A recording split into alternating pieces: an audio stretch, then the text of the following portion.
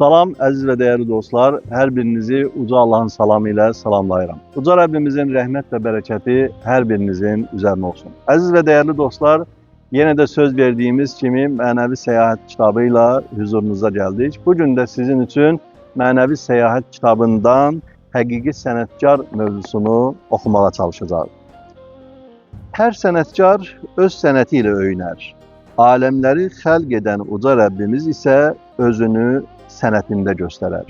Bütün sənətkarlara baxırıq, hər bir sənətkar öz sənəti ilə öyünür.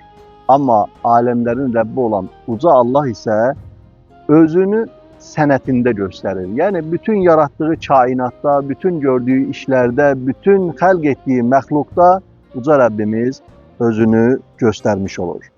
Rəbbimizin sənəti görüntüsü və gözəlliyi ilə ondan bəhs edər.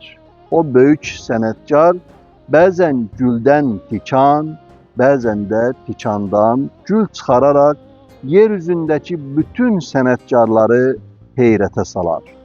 Bəzən də bu möhtəşəm rəsmə hələ bir ətir də qataraq rəssamların fırçasını dondurar.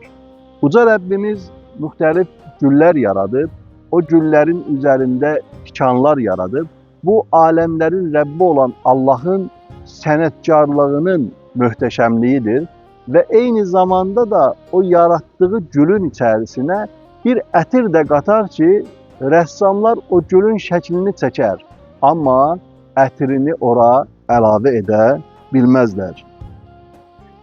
Rəssam yer üzündə var olan rəsimlərin surətini çıxardar. Uca yaradan isə yoxdan var etdiyi hər gözəlliklə hal dili ilə özünü xatırladar. Burada dahi şairimiz Nizami Gəncəvinin bir beyti yadıma düşdü. Kainat bir sənət əsəri, varlığın isə onun lövhəsindədir. Əslində biz kainata nəzər salsaq, bütöv kainat Rəbbimizin bir sənət əsəridir.